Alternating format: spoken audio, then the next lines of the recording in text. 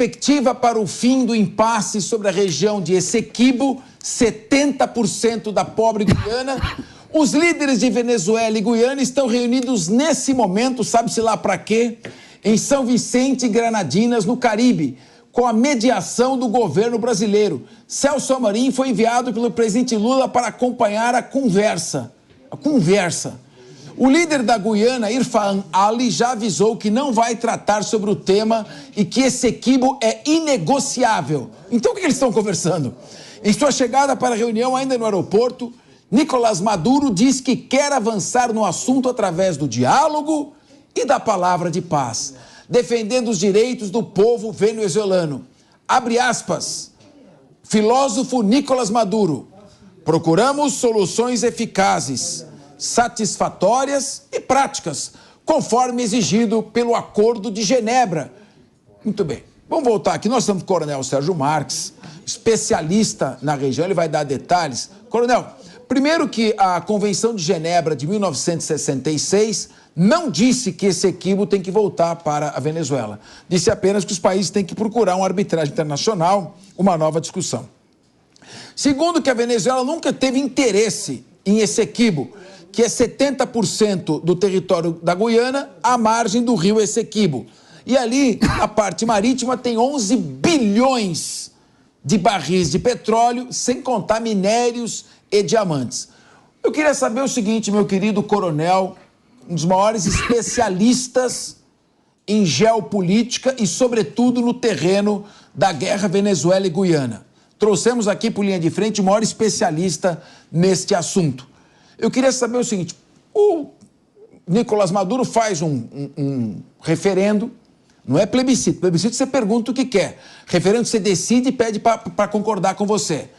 95% querem Essequibo de volta. Aí ele diz para o Biden, não se meta com a Venezuela. Venezuela vai usar da força. Aí o Biden pega e faz um exercício pequeno militar lá com a Guiana. Eu quero saber, o Maduro afinou? E se ele afinou, como é que ele vai agora conseguir fazer uma retirada? Lembro muito, depois eu peço que o alemão da produção coloque a figura do Leão da Montanha, um puma cor-de-rosa dos anos 60, que dizia sempre, saída pela esquerda quando tinha algum tipo de problema. Meu querido coronel, a sua análise sobre geopolítica e estratégia militar no difícil terreno de Roraima, Guiana e Venezuela. Bom, primeiro, a coincidência é o Maduro um papel assim, de carneirinho, né? E igual o Dino, também carneirinho. Então, uma coincidência, porque nós sabemos que os dois são coléricos, né? Bom, mas a análise a respeito da Guiana. Primeiro aspecto da Guiana, o Brasil também, no final do século XIX, início do século XX, também teve um litígio territorial com a Guiana, que ainda pertencia à Inglaterra. E naquele período da história não existiam instituições internacionais que abrangiam todos os países, ou seja, só em 1919 que surge a Liga das Nações, nós estamos falando no final do século XIX. Então os países eles partiam para o arbítrio, de acordo comum, eles escolhiam um terceiro país, um país neutro, para que a questão fosse analisada. Então, o Brasil, nós tivemos uma demanda de um litígio territorial com a Guiana. E em 1904, esse litígio foi resolvido através de um arbítrio que foi realizado na Itália, né, pelo rei Vítor Emanuel, e ele deu a causa foi ganha pela Inglaterra, o que era a Guiana, que era a colônia da Inglaterra. Então, o Brasil ficou com uma pequena parte e a Guiana acabou ficando com uma grande parte. Isso foi em 1904. 5 anos antes, também houve uma disputa entre a Venezuela e a Inglaterra através da Guiana. E em 1899, também através dessa mesma política, foi dada ganho de causa para a Guiana. Então, são dois fatos, um de 1899 e o outro de 1904, que foi consolidado no direito internacional E o que acontece? A partir de agora surge o Maduro querendo, através da insegurança jurídica, tentando destruir aquilo que já foi acordado, isso já no século XIX, em questão do problema da Guiana com a Venezuela, e ele volta ameaçando o quê? Anexar parte, 70% do estado da Guiana. Bom, se tiver um mapa, não sei se é possível ter um mapa da região... Produção, depois colocar um mapa ali da Guiana, Roraima e Venezuela, enquanto o coronel vai concluindo aqui sua primeira parte dessa análise. Então, hoje, Maduro tem duas situações que ele tem que decidir. A primeira é não ir para a guerra e tentar ganhar algum lucro em relação a isso. Exemplo, o presidente Mohamed Ali, da Guiana, ele recuar e, de repente, fazer uma divisão dos valores dos hidrocarbonetos resistentes naquela região. Ou até o uso do mar territorial da Guiana também dividido com a Venezuela. Porém, acredito eu que o presidente da Guiana não vai atender essa demanda. Segundo aspecto, então esse é o primeiro aspecto, se ele recuar e não estabelecer, não partir para a violência. Agora, o segundo aspecto é se ele sim partir para a violência, ou seja, se ele tentar invadir o território de Essequibo. Né? E são três modalidades. Se tiver um mapa, seria, não sei se é possível, ele tem três alternativas, e uma delas envolve o Brasil. A primeira alternativa é ele fazer uma invasão aeronaval através do território do litoral da Guiana, naquele período, daquele pedaço de terra que ele deseja. Então, peraí. Nessa primeira alternativa, a Venezuela, o exército venezuelano, não penetraria no Brasil pela Roraima. Pelo território de Roraima. Ele faria uma incursão anfíbia... Exato. Pelo mar, que é o que ele está interessado, porque é lá que estão os poços petrolíferos, e invadiria por aqui. Só que ali, se ele fizer isso, não vai dar de cara com a Marinha Americana? Então, a Marinha da Guiana é desprezível, é pequena, mas nós temos outros dois países que estão apoiando. Olha, o mapa está aqui. Então, olha, Estados Unidos... nesse mapa não está muito claro. Tenta um mapa que está dividido. Isso. Que tem a divisão com Venezuela, que tem a divisão com a Guiana e que tem a região de Roraima. Porque em Roraima... Pode tirar esse mapa daí? Você vai pegar um outro com a divisão? Volta para nós aqui. Roraima, a parte norte de Roraima é região do Lavrado, não é? Sim. Então ali não tem floresta. E tem duas rodovias federais, eu não lembro quais são, que elas fazem um V. Exato. Você não está entrando nisso ainda. Primeiro é a entrada naval. Se entrar naval, vai ter um porta-aviões americano e acaba a brincadeira ali no... Então, eu acho que fica difícil a invasão anfíbia. Essa primeira situação, caso ele desejar invadir o país, é quase que impossível, porque além dos Estados Unidos, a Inglaterra também. Porque era uma possessão inglesa. Então, os ingleses estão apoiando também a causa. Então, esse ataque aeronaval, pouco provável que aconteça. Né? E uma coisa entre nós, coronel. Com 11 bilhões de barris, diamantes e minérios, de repente, os Estados Unidos e a Inglaterra estão bem motivados a estar na área, né? Os Estados Unidos já estão na área. Eles têm uma petrolífera chamada Exxon, que já está na área. ExxonMobil. E acaba também produzindo. Já está produzindo, inclusive, né?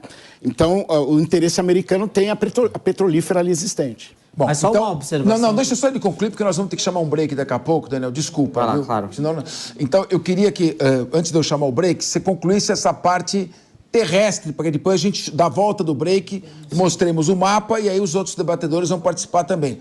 Na parte terrestre... São duas opções. Então, digamos que ele entre pela rodovia. O Exército Brasileiro vai declarar guerra à Venezuela? Aí que está. Antes disso, nós temos a fronteira seca entre a Venezuela e a Guiana. Certo.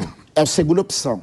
O problema é que ali é floresta densa. Então, por exemplo, avanço de tropas de infantaria ou de blindados, ou mesmo o apoio de logística, ali seria prejudicado. Porque para uma guerra necessita de apoio logístico. Então, ali estaria prejudicado.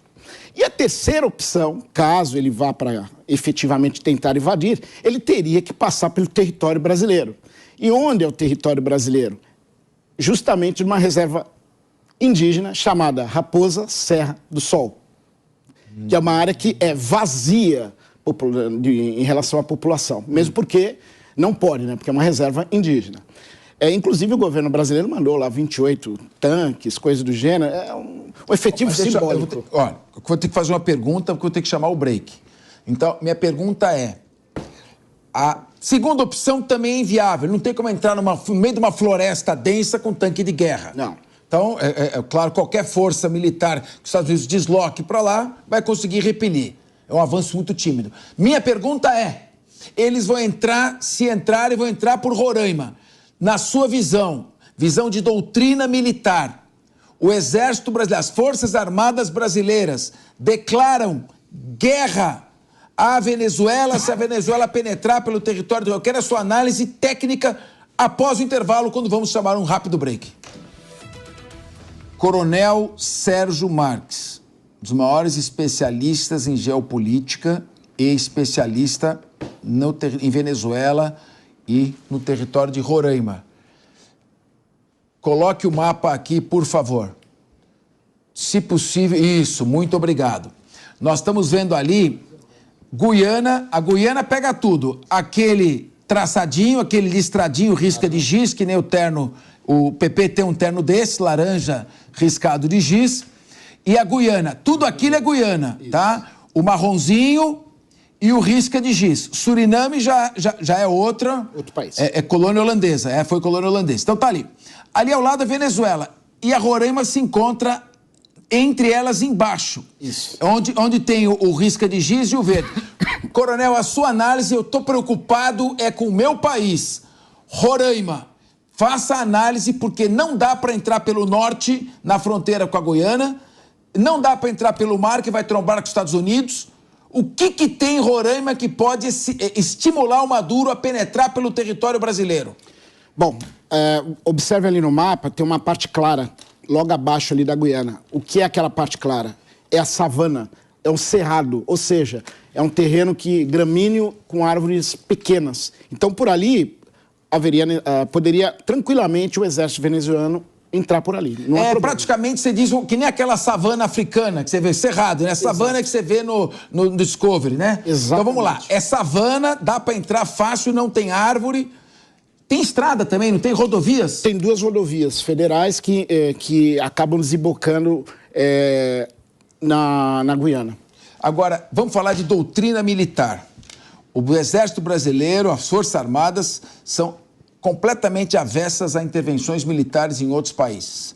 Eu lembro que o Donald Trump quase que estimulou o Brasil a declarar guerra ao Maduro e o Exército segurou. Nada disso. Nós somos uma força de defesa. Agora, entrando por Roraima, dá para usar assim, bom, já que só passou, não tem problema, ou atentado à soberania exige uma resposta? Existe uma lei complementar, a lei complementar número 90, de 97. O que é essa imagem, alemão? O Maduro com Celso Amorim, nesse momento, numa reunião inútil, numa reunião que não serve para nada, a não ser criar uma narrativa por Maduro. Maduro, você vai afinar assim, explicando como é que ele deve recuar. Por favor, coronel. Bom, se entrar pelo território brasileiro, essa lei estabelece o seguinte: forças amigas, forças estrangeiras podem entrar no território brasileiro em algumas situações, menos em estado de beligerância. Logo, a Venezuela, estando em beligerância com a Guiana, não pode passar pelo território brasileiro. E se passar? Se passar pelo território brasileiro, 2 soluções. O presidente da República declara guerra, inclusive é exclusivo, esse ato de declaração de guerra é dele, que vai ser ratificado pelo Congresso Nacional. Mas ele pode não declarar guerra. Então, esse é o primeiro. E nós passamos uma maior humilhação de nosso território servir de servidão de passagem de um país para atacar outro. Sim. Nesse primeiro caso, declarando guerra, ele vai estar declarando guerra a um aliado ideológico, que é o Maduro. Sim. Numa segunda situação, ele não declarando guerra, ele ficaria muito mal visto pelas Forças Armadas. E aí nós não saberíamos as consequências. Então, eu acredito que a única razão desse encontro é o Celso Amorim dizer ao Nicolás Maduro: não invada, busque qualquer outra solução, mas não passe pelo território brasileiro. De qualquer maneira, se ele resolver ir para a guerra, ele vai enfrentar o exército dos Estados Unidos, que, convenhamos, para pegar a Venezuela não será um grande esforço.